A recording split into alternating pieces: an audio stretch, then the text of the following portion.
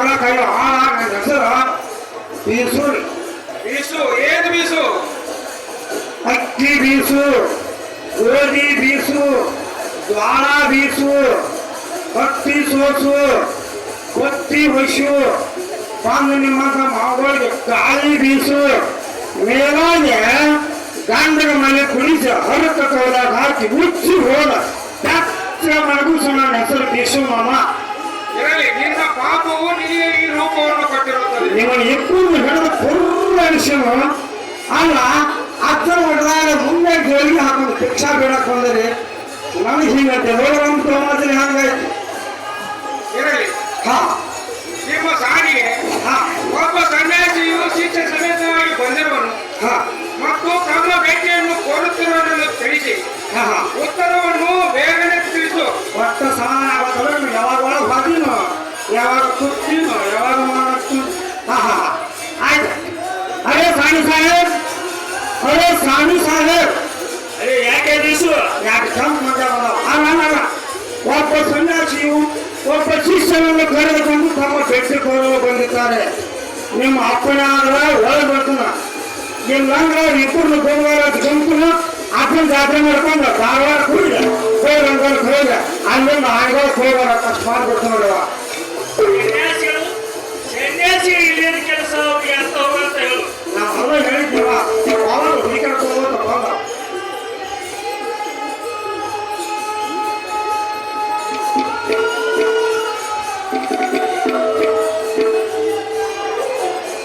ಹಾಗೆ ವಿಚಾರಿಸಬೇಡ.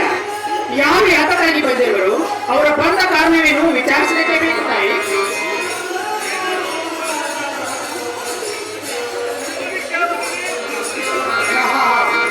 ಅವ್ರು ಸಾಕು.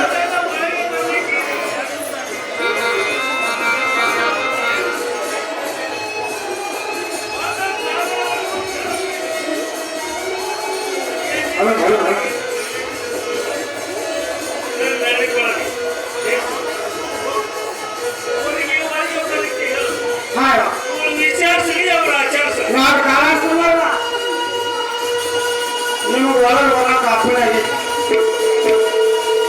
ನೀವೇನು ಏರಿಯನ್ ಕರ್ಕೊಂಡು ನೋಡ್ತಾರೆ. ನಿಮ್ಮ ಒಳಗೆ ಹೋಗ್ಬೋದು.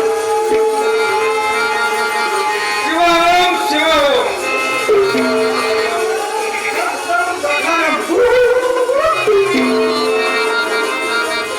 ಸಾಧುವೈದ್ಯರೇ, ಬನ್ನಿರಿ, ಈ ಆಸನದ ಮೇಲೆ ಕುಳಿತುಕೊಳ್ಳಿ. ತಾವು ಬಂದ ಕಾರಣವೇನು ಹೇಳಬೇಕು ನೋಡ್ರಿ.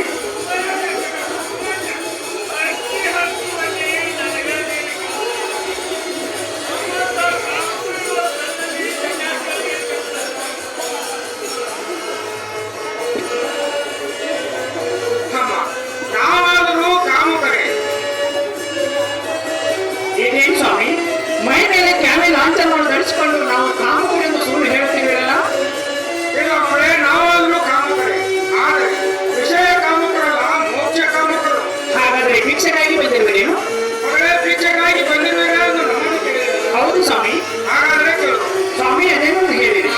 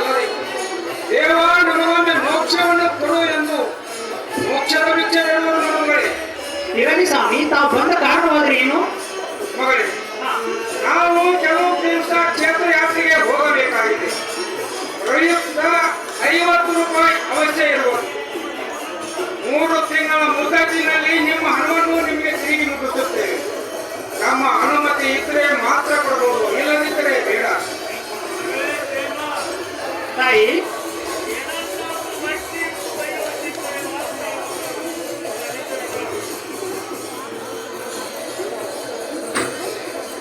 ಮಗಳೇ, ಅಮ್ಮ, ನಮ್ಮ ಹತ್ತಿರ ಯಾವ ವಸ್ತುವು ಇರುವುದಿಲ್ಲ. ಏನನ್ನಾದ್ರೂ ಭಕ್ತಿ ಇರಲೇಬೇಕಂದರೆ ಇವನೊಬ್ಬ ಶಿಷ್ಯ ಮಾತ್ರ ಇರುವನು. ಈತನ ಬಟ್ಟೆಗಳನ್ನು ನೋಡಿಕೊಳ್ಳುತ್ತಾ ನಿಮ್ಮ ಮನೆಯ ಕೆಲಸವನ್ನು ಮಾಡಿಸಿಕೊಳ್ಳುತ್ತಾ ಇರಿ. ನಾವು ತಿರುಗಿ ಬಂದು ನಿಮ್ಮ ಹಣವನ್ನು ನಿಮಗೆ ಮುಟ್ಟಿಸಿದಾಗ ನಮ್ಮ ಶಿಷ್ಯನನ್ನು ನಮ್ಮ ಜೊತೆ ಕಳಿಸಿಕೊಳ್ಳಿ. ಅಲ್ಲಿಯ ತನಕ ಈತನು ನಿಮ್ಮ ಮನೆಯ ಹಾಳಾಗಿರಲಿ.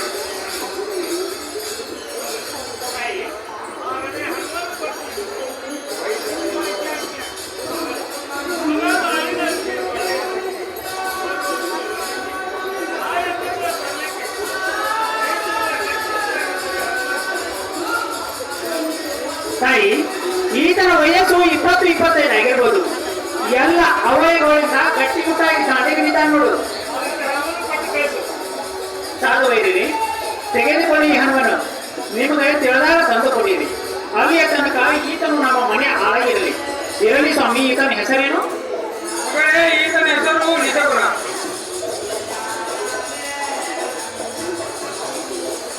ಸ್ವಾಮಿ, ತಾವಿನ್ನ ಹೋಗಬಹುದು.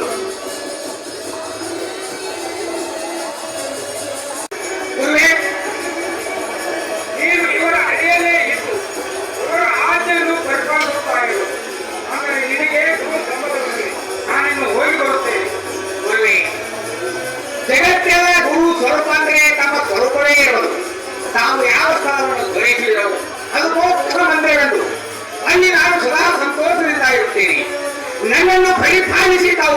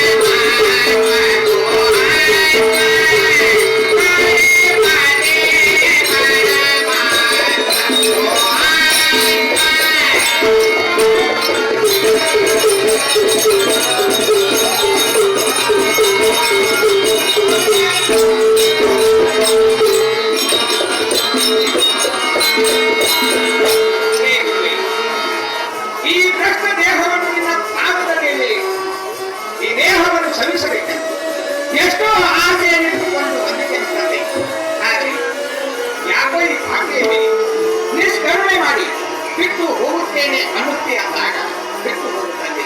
ನಿನ್ನ ಮಾತಿಗೆ ಪ್ರತ್ಯುತ್ತರ ಕೊಡಲಾರೆ. ನಾನು ಇವರ ಮನೆಯಲ್ಲಿ ಸೇವೆಯನ್ನು ಮಾಡಿದಾಗ ಇವರಿಂದ ನನಗೇನಾದರೂ ಕಷ್ಟ ಒದಗಿದಾಗ ಅಪ್ಪ ಎಂದು ಕೂಗುತ್ತೇನೆ. ಆವಾಗ ಈ ನಿನ್ನ ಕಂದನ ಮನೆಗೆ ಹೋಗೋದು ಬಂದು ಈ ನಿನ್ನ ಶಿಶುವನ್ನು ಎತ್ತಿಕೊಂಡು ಹೋಗುತ್ತದೆ.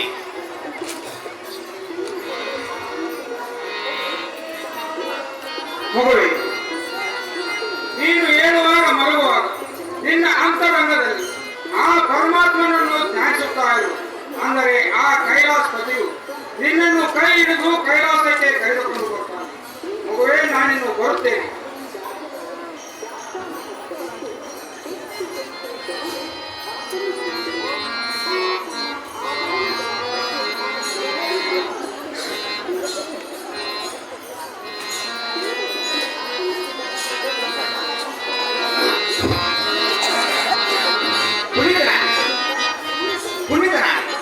ನನಗೆಲ್ಲ ಆನಂದ. ಒಬ್ಬಕ್ಕೆ ಮಾಡಿ ಬ್ಯಾಸೋತಿದ್ವಿ. ಅವನು ಗಟ್ಟಿ ಮಾಡಿದ್ರೆ ನಾವು ಸಣ್ಣ ಮಾಡಿದ್ನು, ಅವನು ಸಣ್ಣ ಮಾಡಿದ್ರೆ ನಾವು ಗಟ್ಟಿ ಮಾಡಿದ್ವಿ. ನೀವು ನೋಡಾಕತ್ತೆ ಹಸಿಗೆ ಚಲೋ ಕಾಣ್ತಾನೆ. ಇದೇ ದೇಶಕ್ಕೆ ಹಾಕೊಂಡು ತುಂಬ ಅದಾನು ಇಟ್ಕೊಂಡು ಬಿಡೋ ನೀವು. ಬೀಸು ಹೊರ ಹೋಗುವವರ ಪರಾಮರಿಕೆ ಕೆಲಸಗಳನ್ನೆಲ್ಲ ನೀನು ಮಾಡ್ತೇವೆ. ಈ ನಿಜವನ್ನು ಕೊಟ್ಟುವುದು, ಬೀಸುವುದು, ಕಸ ಗುಡಿಸುವುದು, ಇದು ಅಲ್ಲದೆ ನೀರು ತರುವುದು, ಇದು ಅಲ್ಲದೆ ನನ್ನ ತಾಯಿಯ ಮೈಲಿಗೆ ಆದ ಬಟ್ಟೆ ಬರೆಗಳನ್ನು ಒಗೆದುಕೊಂಡು ಬರುವುದು ಮೊದಲಾದ ಮನೆ ಕೆಲಸಗಳನ್ನೆಲ್ಲ ಈತನು ಮಾಡುತ್ತೇವೆ.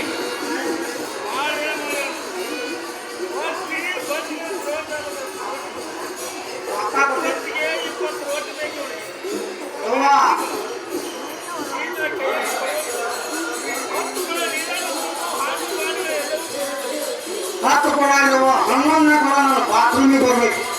ಯಾಕಂದ್ರೆ ನಾನು ಸ್ನಾನ ಮಾಡ್ಕೊಂಡು ಗದ್ದೆ ನಿಂತ್ಕೊಂಡು ನಾವು ಶುರುವಾಯ್ತು. ಬೀಸು ಒಳಗಡೆ ಹೋಗಿ ಕೊಡುವ ತೆಗೆದುಕೊಂಡ್ವಾ